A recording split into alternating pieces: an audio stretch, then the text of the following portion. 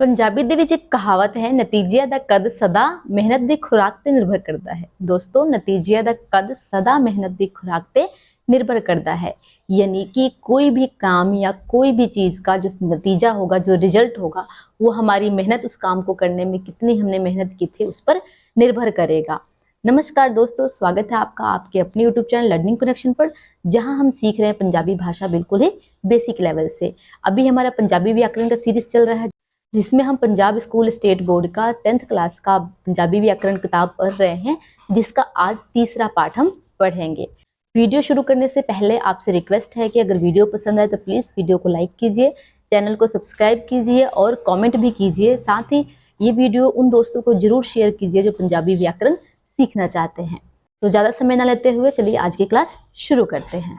9वीं ਅਤੇ 10ਵੀਂ ਸ਼੍ਰੇਣੀ ਲਈ ਆਧੁਨਿਕ ਪੰਜਾਬੀ ਵਿਆਕਰਣ ਅਤੇ ਲੇਖ ਰਚਨਾ ਜੋ ਪੰਜਾਬ ਸਕੂਲ ਸਿੱਖਿਆ ਬੋਰਡ ਦਾ ਕਿਤਾਬ ਹੈ ਦਾ ਅਸੀਂ ਅਧਿਆਇ 3 यानी कि तीसरा पाठ पढ़ रहे हैं, जिसका नाम है ਧੁਨੀ बोध। ਧੁਨੀ बोध यानी कि ध्वनि बोध, आवाज का बोध, जिससे आवाज का पता चले।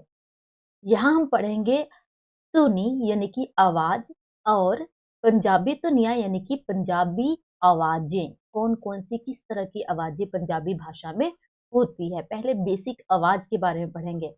दोस्तों, हमने अध्याय 1 यानी कि पहली क्लास में हमने पढ़ा था कि व्याकरण के ये 4 अंग होते हैं, ध्वनि बोध, शब्द बोध, वाक्य बोध और अर्थ बोध।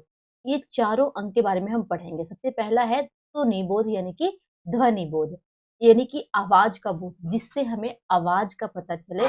उस तरह का जो बोध होता है जिससे हमें पता चलता है कि ये कौन सी आवाज है, उसके बारे में हम इस पैराग्राफ में पढ़ेंगे।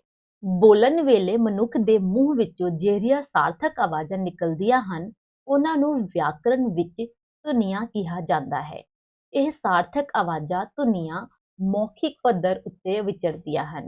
यानी कि बोलने के समय इंसान के मुंह से जो भी सार्थक आवाज जिसका कुछ अर्थ हो, ऐसी आवाजें निकलती हैं, उनको व्याकरण में हम ध्वनियां कहते हैं, धुनियां कहते हैं, यानी कि ध्वनियां कहते हैं, आवाजें कहते हैं।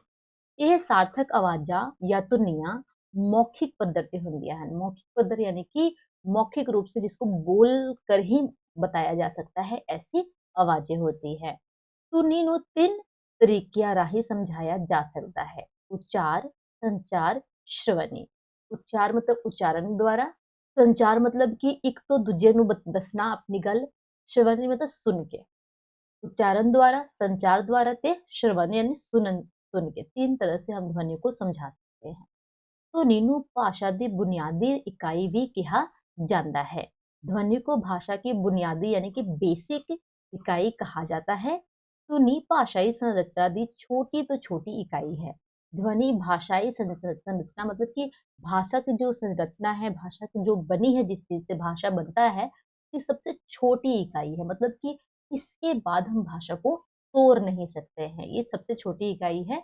इसके बाद इसके कोई टुकड़े नहीं हो सकते हैं। भाषाई ਧੁਨੀਆਂ ਦਾ कार्य अहम है। किसी भी भाषा में जो भाषाई ध्वनि होती है, उसका काम बहुत ही महत्वपूर्ण होता है, अहम होता है, इम्पोर्टेंट होता है। यह एक दूजी नाल मिल के अपने ते उपरले पद्धर दियां इकाइयां भावां शब्दां दा निर्माण करदियां हन। यानी कि जो ध्वनि होती है वो एक दूसरे से मिलके अपने से ऊपरले पद्धर, अपने से ऊपर के लेवल की जो इकाई होते हैं भाषा में, जैसे कि शब्द का निर्माण करती है। ਇਹਨਾਂ ਸ਼ਬਦਾਂ ਨੂੰ ਜਦ ਇੱਕ ਪੰਜਾਬੀ ਭਾਸ਼ਾ ਦਾ ਬੁਲਾਰਾ ਬੋਲਦਾ ਹੈ ਤਾਂ ਉਸਦੇ ਮੂੰਹ ਵਿੱਚੋਂ ਜਿਹੜੀਆਂ ਸਾਰਥਕ ਆਵਾਜ਼ਾਂ ਨਿਕਲਦੀਆਂ ਹਨ, ਉਹਨਾਂ ਨੂੰ ਪੰਜਾਬੀ ਦੀਆਂ ਧੁਨੀਆਂ ਕਿਹਾ ਜਾਂਦਾ है। यानी कि जो ध्वनि होती है, एक दूसरे से मिलकर जो शब्द बनाते हैं, उसको जो पंजाबी भाषा का बुलारा यानी कि पंजाबी भाषा का बोलने वाला, बुलारा मतलब बोलने वाला, स्पीकर जो अगर बोलता है तो उसके मुंह से जो भी सार्थक आवाजें निकलती है, जिसका कुछ अर्थ हो, ऐसी आवाजें निकलती है, तो उसको पंजाबी दिया धुनियां यानी कि पंजाब की ध्वनियां कहते हैं। पंजाब का कोई भी शब्द उचाड़िया जावे ता उसका निखेर कित्या हेठ लिखे अनुसार धुनियां का पता लगता है। यानी कि पंजाबी में कोई भी शब्द अगर उच्चारण करते हैं, बोलते हैं, तो उसको निखेर करेंगे, उसको बारीकी से अगर निरेखेंगे, परखेंगे, तो ये जो निम्नलिखित ध्वनियों के बारे में हमें पता लगेगा। जिस तरह से एक शब्द हम बोलते हैं राम, तो इसमें से ध्वनि निकलती है र, आ, म, राम। सूरज, कोई अगर पंजाबी बोलने वाला बोलता है सूरज तो आवाज या ध्वनि आएगी सूरज। स, उ, सू, र, ज, सूरज। इस तरह से पुस्तक, पु, स, तक, प, उ, प, उ को प, उ, उ, स, तक, पुस्तक। भारत, भारत को पंजाबी च कहेंगे भारत। पा, पब्बा, पा, रत, ਭਾਰਤ। ਪੰਜਾਬੀ ਭਾਸ਼ਾ ਦੀਆਂ ਧੁਨੀਆਂ ਨੂੰ ਦੋ ਵਰਗਾਂ ਵਿੱਚ ਵੰਡ लिया जाता है, स्वर ध्वनियां ते व्यंजन ध्वनियां। पंजाबी भाषा के जो आवाज होती है, जो ध्वनि होती है, उसको दो भागों में बांटा जाता है, स्वर ध्वनि और व्यंजन ध्वनि। हिंदी में भी ऐसे होता है, स्वर व्यंजन दो तरह की आवाजें होती है, ध्वनियां होती हैं। पंजाबी में भी सेम स्वर और व्यंजन दो तरह की ध्वनि के प्रकार होते हैं। अगला है स्वर ध्वनियां, यानी कि स्वर आवाजें, स्वर ध्वनियां। ਸਵਰ ਧੁਨੀਆਂ ਉਹਨਾਂ ਧੁਨੀਆਂ ਨੂੰ ਕਿਹਾ ਜਾਂਦਾ ਹੈ ਜਿਨ੍ਹਾਂ ਦੇ ਉਚਾਰਨ ਵੇਲੇ ਸਾਡੇ ਫੇਫੜਿਆਂ ਵਿੱਚੋਂ ਨਿਕਲਦੀਆਂ ਸਾਹ ਦਾ ਹਵਾ बेरोक गति नाल बाहर निकल जाती है। स्वर ध्वनि वो आवाजें होती हैं, वह ध्वनि होती है जिनके उच्चारण के समय हमारे फेफड़ों से जो सांस बाहर निकलती है वो बेरोक बाहर निकलती है, बिना लिप्स को टच किए, बिना लिप्स जुड़े ही वो आवाज बोली जा सकती है। ऐसी ध्वनियों को हम बोलते हैं स्वर ध्वनियां। इन्हां नूं बोलण लई बहुत घट समा लगता है। स्वर ध्वनियों को बोलने के लिए बहुत कम समय लगता है, घट यानी कि कम समय। पंजाबी भाषा विच ऊड़ा, ऐड़ा, ईड़ी तीन स्वर वाहक अखर ਅਤੇ ਹੇਠ ਲਿਖਿਆ कुल 10 स्वर ध्वनियां मनिया गई हैं। यानी कि पंजाबी जो भाषा है उसमें ऊड़ा, ऐड़ा, ईड़ी ये तीन स्वर अक्षर होते हैं और बाकी ये जो आवाजें होती हैं, ये जो ध्वनि होती है पंजाबी की स्वर ध्वनि होती है। जैसे आ, ई, उ, ऊ, ए, ओ, औ। यहाँ पे ऊड़े के ऊपर औंकड़ की मात्रा डली है और यहाँ पे ऊ, यहाँ पे खाली है, यहाँ पे ओ जिसे बनाया गया है, इसलिए इसको हम ओ पढ़ते हैं। इसको ध्यान दीजिएगा कहीं भी पढ़ने में। बेशक स्वर ਧੁਨੀਆਂ ਮੂੰਹ ਵਿੱਚੋਂ ਬਿਨਾਂ ਕਿਸੇ ਰੁਕਾਵਟ ਦੇ ਉਚਾਰਿਆ ਜਾਂਦਾ ਹੈ, ਫਿਰ भी ਇਹਨਾਂ ਦੇ उच्चारण ਵਿੱਚ जीभ ਦੀ खास भूमिका है। यानी कि स्वर ध्वनि बेशक मुंह से बिना किसी रुकावट के बोली जा सकती है, लेकिन फिर भी इसमें जीभ की खास भूमिका होती है स्वर ध्वनि को उच्चारने के लिए, बोलने के लिए।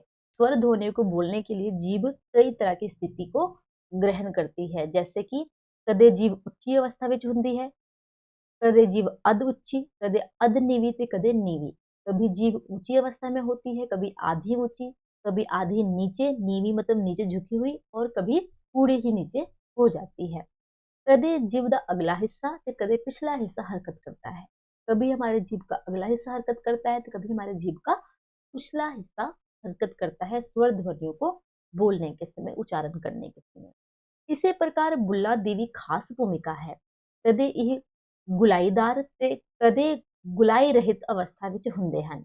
जेड़ा साह अंदरों आ रहा हुंदा है, किसे धुनी दे उच्चारण वेले घट लगदा है ते किसे उत्ते वध लगदा है। इसे आधार उत्ते स्वर ध्वनियां नूं दो भागां विच वंडिया जाता है। इस आधार पर जो स्वर ध्वनि है उसको भी दो भागों में बांटा जाता है। हंसव या लघु स्वर ध्वनियां, घट साह लगन वाली ध्वनियां, अते दूसरा दीर्घ स्वर ध्वनियां या फिर बद साह लगन वाली ध्वनियां।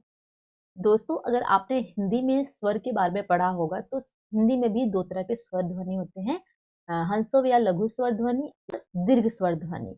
पंजाबी विच ऊ, अ, ई लघु स्वर ध्वनियां हन।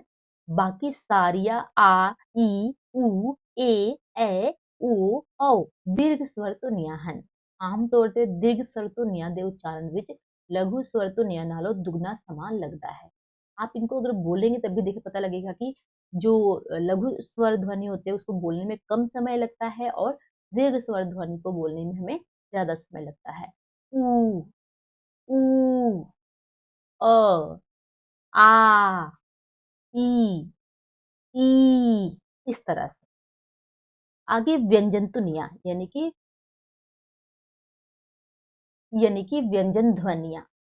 व्यंजन ਉਹ ਧੁਨੀ ਹੁੰਦੀ ਹੈ ਜਿਸ ਨੂੰ ਉਚਾਰਨ ਵੇਲੇ ਉਚਾਰਨ ਅੰਗ ਸਾਹ ਦੀ ਹਵਾ ਨੂੰ ਕਿਸੇ ਨਾ ਕਿਸੇ ਸਥਾਨ ਤੇ थोड़ी ਜਾਂ ਜ਼ਿਆਦਾ ਮਾਤਰਾ ਵਿੱਚ ਰੁਕਾਵਟ ਪਾਉਂਦੇ ਹਨ। व्यंजन ध्वनि वह होते हैं जिसको बोलने के समय जो उच्चारण अंग होते हैं, जो बोलने में जो अंग हमारे हेल्प करते हैं, जैसे जीभ और ओठ सांस की हवा को कहीं न कहीं थोड़ा या ज़्यादा मात्रा में रोकते हैं। ਸਾਹ ਦੀ ਹਵਾ ਨੂੰ ਦੋ ਉਚਾਰਨ ਅੰਗ ਰੋਕਦੇ ਹਨ। ਇਹਨਾਂ ਵਿੱਚੋਂ ਇੱਕ ਹੈ ਚੁਸਤ ਤੇ ਦੂਜਾ ਹੈ ਸੁਸਤ। दो उच्चारण अंग होते हैं चुस्त और दूसरा सुस्त। सुस्त उपरला जबड़ा से बुल, उपरला जबड़ा और बुल में ओठ, उपरले ओठ उच्चारण अंग ਸਾਹ ਦੀ ਹਵਾ ਨੂੰ रोकते हैं, जबकि चुस्त यानी कि जीभ ਤੇ ਹੇਠਲਾ बुल, जीभ और हमारा नीचे का होठ या लिप्स उच्चारण अंग व्यंजन ਧੁਨੀਆਂ ਦੇ ਉਚਾਰਨ ਵਿੱਚ ਸਹਾਇਤਾ ਕਰਦੇ ਹਨ। ਜਿਵ ਕਦੇ ਕੋਮਲ ਤਾਲੂ ਨੂੰ ਛੂੰਹਦੀ ਹੈ, ਕ, ਖ, ਗ, ਕਦੇ ਕਠੋਰ ਤਾਲੂ ਨੂੰ छूंदी है, च, छ, ज, यानी कि जीभ कभी किसी ध्वनि को बोलने के लिए कोमल तालु को बहुत हल्के से छूती है हमारे तालु को, कभी कठोर यानी कि ज्यादा, कदे उल्टी होके सीधी हुंदी है, त, थ, ड, यानी कि जीभ हमारी उल्टी होकर फिर सीधी होती है, कदे दंदा दे अंदरले पासे छूंदी है, ते किधरे बुल अपनी खास भूमिका निभाती है, जिमें प, फ, ब आदि ध्वनियां जिसमें बुल अपनी मतलब होठ अपनी खास भूमिका निभाती है इन ध्वनियों को बोलने के लिए। पंजाबी विच हेठ लिखिया व्यंजन ध्वनियां हैं।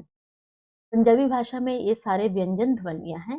सस्सा, हाहा, कक्का, खक्खा, गग्गा, घग्गा, नाना, चच्चा, छच्छा, जज्जा, चज्जा, ञैया, टैंका, ठट्ठा, डड्डा, टड्डा, नाना, तत्ता, थत्था, दद्दा, तद्दा, नन्ना, पप्पा, फफ्फा, बब्बा, पब्बा, मम्मा, यैया, रारा, लल्ला, वावा, अड़ाड़ा। सस्से पैर बिंदी सा, कक्के पैर बिंदी खा, गग्गे पैर बिंदी गा, जज्जे पैर बिंदी जा, फफे पैर बिंदी फा, लल्ले पैर बिंदी ला। इन्ना विचों नाना हिंदी में जो अंग होता है उसको पंजाबी में अंग ना बोल के नाना बोलते हैं। ना, नौ के सामने का नाना, ञैया, नाना, नन्ना ਅਤੇ ਮੰਮਾ। ਇਹ ਪੰਜ ਧੁਨੀਆਂ ਹਨ ਜਿਹੜੀ ਕਿ ਨਾਸਿਕੀ ਹਨ, ਜੋ ਨੱਕ ਤੋਂ ਬੋਲੇ ਜਾਂਦੇ ਹਨ, ਕਿਉਂਕਿ ਇਹਨਾਂ ਦਾ ਉਚਾਰਨ ਕਰਨ ਸਮੇਂ ਆਵਾਜ਼ ਨੱਕ ਵਿੱਚੋਂ ਨਿਕਲਦੀ ਹੈ। ਚੇਤੇ ਰਹੇ ਕਿ ਅਜੋਕੀ ਪੰਜਾਬੀ ਭਾਸ਼ਾ ਵਿੱਚ ਨਾਣਾ, ञैया, ਨਾਣਾ, ਰਾਰਾ ਅਤੇ ਲੱਲਾ ਆ ਧੁਨੀਆਂ ਨਾਲ ਕੋਈ ਸ਼ਬਦ ਸ਼ੁਰੂ नहीं ਹੁੰਦਾ है। ਪੰਜ ਧੁਨੀਆਂ ਨਾਲ ਇਹ ਪੰਜ ध्वनियों से कोई भी शब्द स्टार्ट नहीं होता है। ਨਾਣਾ ਅਤੇ ञैया ਧੁਨੀਆਂ ਵੀ ਅਜੋਕੀ ਪੰਜਾਬੀ ਵਿੱਚ ਵਰਤੋਂ ਬਹੁਤ ਘੱਟ ਹੁੰਦੀ है। ञैया अंग और य, हिंदी में भी अंग और य से कोई भी शब्द शुरू नहीं होता है और बहुत ही कम इनका प्रयोग होता है। वैसे ही पंजाबी भाषा में भी नाणा ਅਤੇ ञैया ਧੁਨੀਆਂ ਦੀ ਅਜੋਕੀ ਪੰਜਾਬੀ ਵਿੱਚ ਬਹੁਤ ਘੱਟ ਯਾਨੀ ਕਿ ਬਹੁਤ ਕਮ ਪ੍ਰਯੋਗ ਹੁੰਦਾ ਹੈ। ਇਸ ਤੋਂ ਇਲਾਵਾ ਯਈਆ ਅਤੇ ਵਾਵਾ ਦੋ ਅਜਿਹੀਆਂ ਵਿਅੰਜਨ ਧੁਨੀਆਂ ਹਨ ਜੋ ਸਵਰ ਵਿੱਚ ਤਬਦੀਲ ਹੋਣ ਦੀ ਸਮਰੱਥਾ ਰੱਖਦੀਆਂ ਹਨ, ਜਿਵੇਂ ਗਿਆਨੀ, ज्ञानी, गयानी, य को आप, या, और ऐसे ही एरे को आड़लत आ, या, आ, ज्ञानी, ज्ञानी। इन दोनों की आवाज काफी मिलते जुलते हैं, या, आ, स्वामी, स्वामी। इस कारण इन्हां ਧੁਨੀਆਂ ਨੂੰ अर्ध स्वर ਧੁਨੀਆਂ ਵੀ ਕਿਹਾ ਜਾਂਦਾ ਹੈ। इस करके यैया ते वावा दो अर्ध स्वर ਧੁਨੀਆਂ ਹਨ पंजाबी भाषा ਵਿੱਚ। ਅੱਗੇ अभ्यास ਦੇ प्रश्न।